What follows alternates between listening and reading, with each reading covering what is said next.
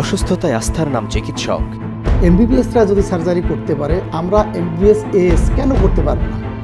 কিন্তু সেই চিকিৎসক নিয়ে যখন প্রশ্ন ওঠে, তখন দেখা দেয় সন্দেহ আর অবিশ্বাস, দেখা দেয় আস্থাহীনতা। অন ডায়াবেটিস সিস্টেমটা হচ্ছে আমাদের হাইকোর্ট থেকে রেজুলেশন দিয়েছে। আপনারা ভুয়া ডাক্তার, কি বলবেন? আমরা মোটেই ভুয়া না। এখন তো অনেক সময় আমরা মনে করি যে আমাদের নামের পাশে এখন আমরা আর ডাক্তার লিখবো না। ডাক্তার হয়েও ডাক্তার পরিচয় দিতে এমন আক্ষেপ আর আস্থাহীনতা নিয়ে আমাদের এবারের অনুসন্ধান।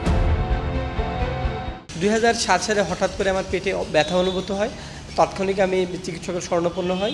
চিকিৎসক আমাকে দেখার পরে অনেক পরীক্ষা নিরীক্ষা করার পরে সিদ্ধান্ত দেন আপনার অ্যাপেন্ডিক্স হয়েছে এবং অস্ত্রোপচার করা লাগবে। আমি ওই দিনই ক্লিনিকে ভর্তি হই এবং চিকিৎসক আমাকে অস্ত্রোপচার করে। তারপর থেকে কিন্তু আমি সুস্থ। রাশেদুজ্জামান, চ্যানেল 24-এর মেহেরপুর জেলা প্রতিনিধি। অপারেশনের পর সম্পূর্ণ সুস্থ। তাকে আবারও রোগী সাজিয়ে এমবিবিএস ডাক্তার পরিচয়ধারী এক চিকিৎসকের কাছে টিম সার্চলাইট। চলছে রোগের চুলচেরা বিশ্লেষণ। আলট্রাসোনোগ্রাম শেষে ফলাফল জানানো হলো সাজানো রোগী রাশেদকে। আল্ট্রাসাউন্ড রিপোর্টে যেটা হচ্ছে সেটা হচ্ছে অ্যাপেন্ডিসাইটিসের লক্ষণ আছে। এটা আমি একটু বিস্মিত হয়েছি, কারণ 10 বছর আগে কিন্তু আমি অ্যাপেন্ডিক্সের অপারেশন অলরেডি করে ফেলেছি। সুস্থ রাশেদকে অসুস্থ বানানো কথিত এমবিবিএস ডাক্তার সাইফুল আলম সরকার কি তাহলে ভুয়া, নাকি ভুল চিকিৎসা দিলেন? এমবিবিএসটা এটা হচ্ছে সমমান কোর্স। এটা হচ্ছে bachelor of medicine, bachelor of surgery. হ্যাঁ, কিন্তু আপনারা তো সার্জারি করেন না, করেন? হ্যাঁ করি। আমরা সিজার করি, হিস্টেক্টমি, গোল ব্লাডার, অ্যাপেন্ডিসমেটরি। কথাই তো মনে হচ্ছে বেশ অভিজ্ঞ ডাক্তার, তারপরও একটু বাজিয়ে দেখা দরকার। এটা হচ্ছে মূলত অ্যালোপ্যাথিক নহে, ইন্ডিকেটেড মেডিসিন। আমরা ইন্ডিকেটেড চিকিৎসক, যেটা হচ্ছে অ্যালোপ্যাথিকের সাথে ইউনানি, হার্বাল, হোমিওপ্যাথি এবং বায়োকেমিক মেডিসিন পড়তে হয়। এ তো দেখি সব জানতা, মানে সব ধরনের চিকিৎসা পদ্ধতিই তার জানা। যিনি একজন দুজন নয়, অপারেশন করেছেন 1.5 শতাধিক রোগীর। যে চিকিৎসা নিয়ে এখন প্রশ্ন উঠতেই পারে, তবে প্রশ্নের সমাধানটা বাইরে বেরোতেই পাওয়া গেল।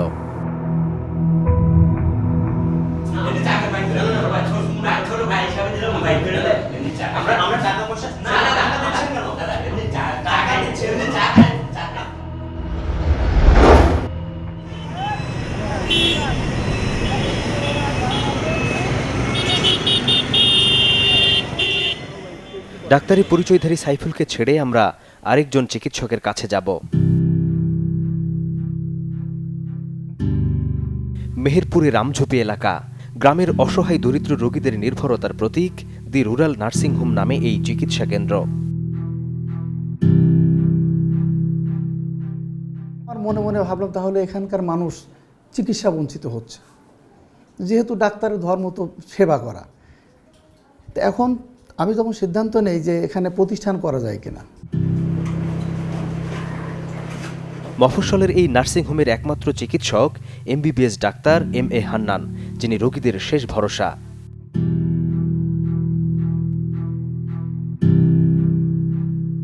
আমঝুপি এলাকায় বিকল্প কোনো চিকিৎসক না থাকায় এখানকার মানুষের কাছে আস্থা এবং নির্ভরতার আরেক নাম ডাক্তার MA হান্নান। ফলে তরুণ যুবক থেকে শুরু করে সব বয়সী রোগী ভিড় করেন তার কাছে। কারণ আমরা জানি যে এটা এমবিবিএস ডাক্তার, আমাদের এলাকার লোক, গ্রামের লোক, পাড়ার লোক সবাই আসে চিকিৎসা নিতে এখানে। আস্থা আর বিশ্বাস নিয়ে সহজ সরল রোগীরা এই চিকিৎসকের কাছে ছুটে গেলেও তিনি কি প্রকৃত এমবিবিএস ডাক্তার? তথ্য রয়েছে, অনুমোদনহীন একটি প্রতিষ্ঠান থেকে লাইসেন্স নিয়েছেন ডাক্তার MA হান্নান। ভুয়া মানে তার কোনো পেপারস না থাকলেই তারে বলা হয় ভুয়া, নাকি? ভুয়ার মিনিংস তো এটাই, যে ভুয়া মানে পেপারস, আমি যে বিষয়ে করতেছি সেই বিষয়ে কোনো পেপারস না থাকলে তাকেই ভুয়া বলা হয়। তো এখন আপনি আবার পেপারস আগে দেখেন, পেপারস আছে কিনা। প্রশ্ন হচ্ছে, যে প্রতিষ্ঠানের ভিত্তিই নেই সেই প্রতিষ্ঠানের কাগজ সঠিক হয় কিভাবে? আমি তো চাবো যে এমবিবিএস ডিগ্রিটা আমার অর্জন হয়ে যাচ্ছে। এখন যেহেতু তারা দিচ্ছে, সেটা কিভাবে দিচ্ছে তাদের ব্যাপার, আমার ব্যাপার তো দেখার ব্যাপার নেই। আমি ডিগ্রিটা দরকার, ডিগ্রিটা নিচ্ছি। চিকিৎসকদের লাইসেন্স দেওয়ার একমাত্র প্রতিষ্ঠান Bangladesh medical and dental council BMDC। অনুসন্ধান বলছে এই প্রতিষ্ঠানের আদলে তৈরি করা হয়েছে ভুয়া একটি প্রতিষ্ঠান, নাম দেয়া হয়েছে বিসিএমডিসি, দেদারসে দেয়া হচ্ছে চিকিৎসার licence.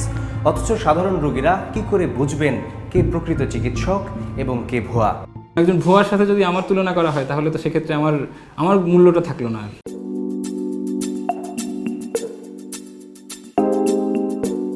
Doctor A K M. Faisal Kabir medical শিক্ষা শেষ করে চিকিৎসা পেশায় মনোনিবেশ করেছেন। সরকারি হাসপাতালের তরুণ এই চিকিৎসকের মনে একটি ক্ষোভ রয়েছে। এখন তো অনেক সময় আমরা মনে করি যে আমাদের নামের পাশে এখন আমরা আর ডাক্তার লিখবো না। এরকম অনেক ভুয়া ডাক্তার আছেন যারা কোনো সময় পড়াশোনাই করেন নাই বা কোনো সময় ন্যূনতম কিছু পড়াশোনা করে নামের পাশে এমবিবিএস লিখছেন বা লিখছেন। এটা অত্যন্ত দুঃখজনক একটা বিষয়। Doctor Mohammad Shafiqul Islam, MBBS deemed, এটা কোনটা? ওই ডিপ্লোমা।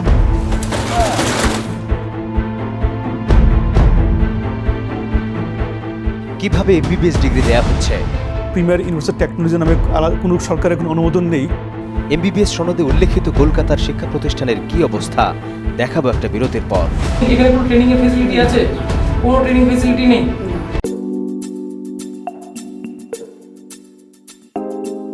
শফিকুল ইসলাম চাকরি করেন সমাজসেবা অধিদপ্তরের শিশু বিভাগের কম্পাউন্ডার হিসাবে, তবে নিজের পেশাগত পরিচয়টা দেন এমবিবিএস ডাক্তার হিসাবে।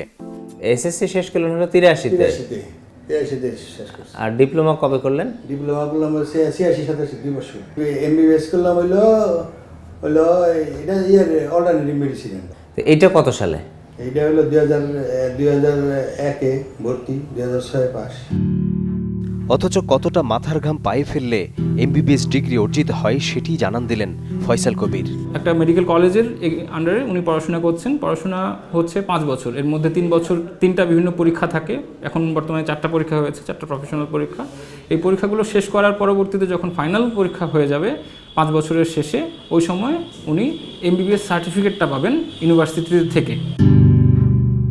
সর্বোচ্চ মেধা খাটিয়েও যেখানে চিকিৎসক হওয়া কষ্টসাধ্য, সেখানে শফিকুল ইসলাম সরকারি চাকরি করেও অর্জন করেছেন এমবিবিএস ডিগ্রি। এ যেন আকাশের চাঁদ হাতে পাওয়া। এখানে কোথায় রোগী দেখতেন? হ্যাঁ, এইদিকে একটা দোকান আছে, ছেলে রয়েছে। নিজস্ব চেম্বার আপনার? এখন বসেন না, ওই দোকানে বসে। কিন্তু আপনি একটা ইন্টারভিউ 2 মিনিটের দেন আপনি। এটা দিলে বলে আমার ডিপার্টমেন্ট চাকরি থাকবে না। শফিকুল নিজেকে আড়াল করার চেষ্টা চালালেও আমরা হাল ছাড়তে রাজি নই।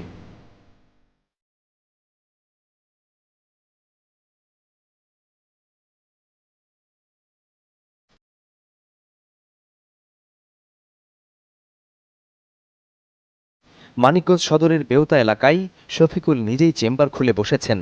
কথা না বললেও বাইরে আসতেই বেরিয়ে পড়ল আসল সত্য। দরজা, গ্লাস, এটা কি? এটা তো লেখা আপনার সাইনবোর্ড না? কি এখানে টোটাল কয়টা ডিগ্রি লিখছেন আপনি? একটাই লিখছি। দেখি পুরোটা দেখি না, দাঁড়ান আমি দেখছি তো। Doctor Mohammad Shafiqul Islam, MBBS deemed, এটা কোনটা? ওই ডিপ্লোমা। ডিপ্লোমা। আর এটা ডিসিইউ? ওইটা আল্ট্রাসোনোগ্রাম। আল্ট্রাসোনোগ্রাম আপনি করতেন? একজন শফিকুল ইসলাম, দ্বিতীয় জন এম.এ. হান্নান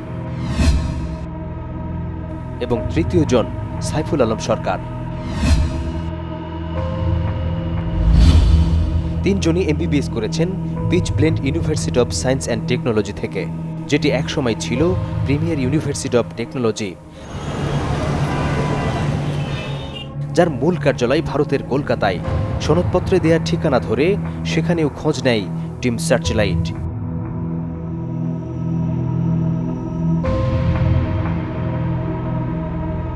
এখানে কোনো ট্রেনিং এর ফ্যাসিলিটি আছে? কোনো ট্রেনিং ফ্যাসিলিটি নেই। কলকাতার এই বন্ধ ঘরের আড়ালেই বাংলাদেশের হাজার হাজার ডাক্তার তৈরির অভিযোগ। বলা হচ্ছে এই বন্ধ ঘরের আড়ালেই রয়েছে অত্যাধুনিক ট্রেনিং ফ্যাসিলিটি, দেয়া হচ্ছে ডাক্তারি সনদ। কিন্তু আমরা বাস্তবে কলকাতার এসে এই যে ভবন 97/6B, সেখানে দেখা গেল বাস্তবে এই চিত্র, যেখানে দেখা যাচ্ছে একটা বন্ধ তালামারা ঘর, এবং বাসিন্দারা জানাচ্ছে এই ঘর তখনই খোলা হয় যখন কোনো ক্যান্ডিডেট এখানে এসে তাদের ফোন করে যোগাযোগ করে, এবং বন্ধ ঘটার আড়ালে কী হয় তারা বলতে পারছে না।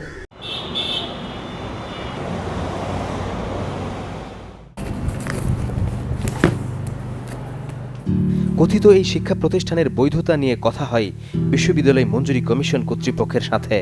পিস ব্ল্যান্ড ইউনিভার্সিটি এবং প্রিমিয়ার ইউনিভার্সিটি টেকনোলজি নামে কোনো সরকারের কোনো অনুমোদন নেই কোনো ইউনিভার্সিটির। আমরা শুনেছি যে তারা পিএইচডি ডিগ্রিও সেখানে তারা বিক্রি করছে, যেটার কোনো আইনগত কোনো ভিত্তি নাই এবং বাংলাদেশ সরকারের বিশ্ববিদ্যালয় মঞ্জুরি মশার কোনো ধরনের কোনো সংস্রব বা কোনো সংশ্লেষ নেই। বিশ্ববিদ্যালয়ে নাম দিলেও প্রতিষ্ঠানটির সংশ্লিষ্ট কর্তৃপক্ষের অনুমোদন না নিয়ে চলছে জয়েন্ট স্টক কোম্পানির অনুমোদনে, যেটি নিয়ে কথা বলেছি সংশ্লিষ্ট কর্তৃপক্ষের সাথেও। ডাক্তারদের লাইসেন্স বা রেজিস্ট্রেশন দিতে পারে এই প্রতিষ্ঠান থেকে, এরকম কোনো অনুমোদন আছে? না, এই পরিদপ্তর থেকে এই ধরনের কোনো অনুমোদন দেওয়া হয়নি। তারা যদি ডাক্তার হিসেবে কোনো ব্যক্তিকে বা তাদের দিতে হয়, সার্টিফিকেট দিতে হয়, সেটা যথাযথ সরকারের অন্য প্রতিষ্ঠান আছে, ওখান থেকে অনুমোদন নিয়ে তারা দিতে পারে। আর বিএমএ সভাপতি তো এমন অনুমোদন নিয়ে প্রশ্ন তুলতে পিছপা হননি। এর জয়েন্ট এক্সচেঞ্জের সাথে আমাদের ডাক্তারদের কি সম্পর্ক? আমরা ডাক্তাররা কাজ করব আমাদের বিএমডিসির মাধ্যমে, এই তো ওই সংগঠনে এই কাজ করবে, এটা তো কোনো হতেই পারে না। তারা কি রেজিস্ট্রেশন দিতে পারে তাদের ব্যাপার, কিন্তু বিএমডিসি তো এগুলা অন করে না, আমরা বিএমএ এটা অন করি না। সরকারও উচিত হবে এটা অন না করে, স্বাস্থ্য মন্ত্রণালয়ের দায়িত্ব আরও সোচ্চার হয়ে তারা এটা একটা সিদ্ধান্ত দিবে। আমরা যেখান থেকেই হোক একটা সার্টিফিকেট ধারিত।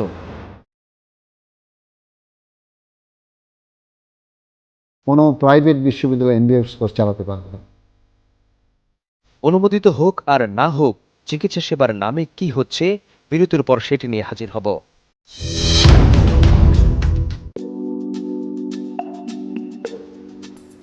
উত্তরার ৯ নম্বর সেক্টর, বহুতল বাড়িতে প্রিমিয়ার ইউনিভার্সিটির বিশাল সাইনবোর্ড। বিশ্ববিদ্যালয় হলেও ভেতরটাই শুনশান নীরবতা। শিক্ষার্থীহীন ক্যাম্পাসে একজনকে পাওয়া গেল। ছাড়া আর কেউ আছেন একাডেমিক বা প্রশাসনিক? মেইন স্যারই, আপনার নাম্বার আছে, ওনার সাথে আপনি কন্ট্যাক্ট করে নেন। মেইন উনি সব কিছু পরিচালনা করেন। বাইরে যারা চিকিৎসা দিচ্ছেন কিংবা চিকিৎসার সাথে জড়িত বা পড়াচ্ছেন, তারা সবাই অবৈধ এবং তারা ভুয়া ডাক্তার। তা তো বলবে, তারা তো সরকার সংস্থা, তো বড়লোক মানুষ, তারা ওই আইনটা তো আইন পাস করতে তারা বলবে। আমরা আইনি বিরুদ্ধে গেছি।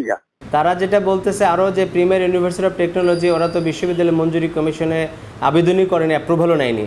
আমরা তো ইউনিভার্সিটি অ্যাক্টে চালাই না, আমরা চালাই সোসাইটি অ্যাক্টে। কথিত বিশ্ববিদ্যালয়ের ভিসি MN হক মোবাইল ফোনে কয়েক দফা কথা বলেও শেষ পর্যন্ত সামনে আসেননি। আমি অ্যাজ ইউজুয়াল আমি বললাম, শোনেন আপা, তার হয়ে কথা বলেছেন Bangladesh combined medical and dental council BCMDCর রেজিস্ট্রার গিয়াসউদ্দিন ভূঁইয়া। BMDCর ভাষায় আপনারা ভুয়া ডাক্তার, কি বলবেন? আমরা মোটেই ভুয়া না। মানে তারা প্রমাণ দেখো আমরা কার সার্টিফিকেট জাল করছি। রেজিস্ট্রার হলেও অফিসে যেতে রাজি হননি। দেখা করলেন কমলাপুর রেলওয়ে স্টেশনের একটি হোটেলে। পিচ প্লেন ইউনিভার্সিটি যাদের কাছ থেকে সার্টিফিকেটটা সরবরাহ করেছে ইন্ডিয়া থেকে, আমরা সেটার ব্যাপারেও খোঁজ নিয়েছি। ওই ইউনিভার্সিটির তো অস্তিত্ব ইন্ডিয়ায় খুব ভালো নেই। ওই ইন্ডিয়ার অস্তিত্ব খুব ভালো নেই, এটা ইন্ডিয়ার ব্যাপার। ওই বিশ্ববিদ্যালয়কে একটা কি মুরগির খোয়ার, ওই বিশ্ববিদ্যালয় কি একটা ঢাকা বিশ্ববিদ্যালয়ের মতো বিশাল 100 একর সম্পত্তির উপর আছে, এইটা কিন্তু আমি ছাত্র হিসাবে জানার কথা না। কিন্তু প্রশ্নটা হয়েছে আমরা যেখান থেকেই হোক একটা সার্টিফিকেট ধারিত। এই কাজটা বা সনদ নিয়ে নয়, প্রশ্ন ছিল সনদের বৈধতা নিয়ে। ভুয়া হিসেবে আমাকে ট্রিট করতে হলে সেটা ট্রিট করবে কে? বাংলাদেশের সর্বোচ্চ আদালত, যে হাইকোর্ট পার্লামেন্টের প্যারালাল অথরিটি বা ক্ষমতা রাখে। আইনের ফাঁক চিনিয়ে দিলেন গিয়াসউদ্দিন, যিনি সবশেষে চিকিৎসক হবার স্বপ্নের গল্পটাও শোনালেন। আমার ছাত্র জীবনে ডাক্তার হওয়ার ইচ্ছা ছিল, কোনো না কারণে হইতে পারে নাই।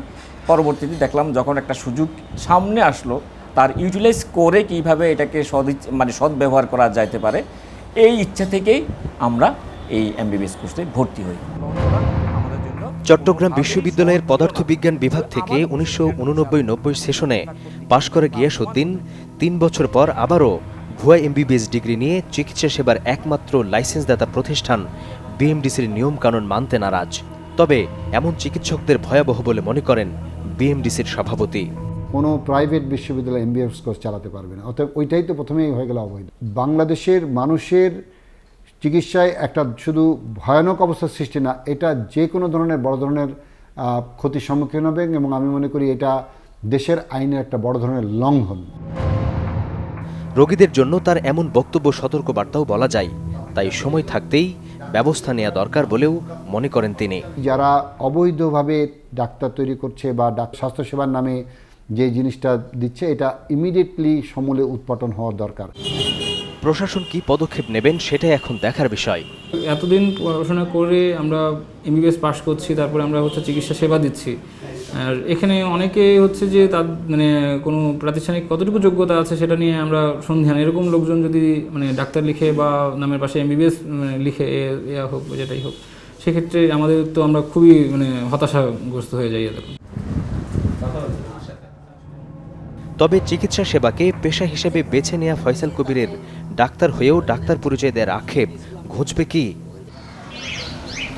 পরিসংখ্যান বলছে সারা দেশে অল্টারনেটিভ সিস্টেমের এমবিবিএস ডাক্তারের সংখ্যা প্রায় 10,000, যারা আইনি বাধা উপেক্ষা করে রোগী দেখছেন। ফলে সেবার নামে ভুয়া এমবিবিএস ডাক্তারদের অপচিকিৎসা থেমে নেই। দর্শক, সুনির্দিষ্ট কোনো তথ্য, পরামর্শ কিংবা অভিযোগ থাকলে যোগাযোগ করতে পারেন স্ক্রিনে দেখানো নাম্বারে, জানাতে পারেন সামাজিক যোগাযোগ মাধ্যমেও। আপনার দেয়া তথ্যে সমাজের রন্ধ্রে রন্ধ্রে ঘাপটি মেরে থাকা জমাট অন্ধকারে আলো ফেলবে টিম সার্চলাইট। অনুসন্ধানের আলো হাতে দেখা হবে অন্ধকার পথে।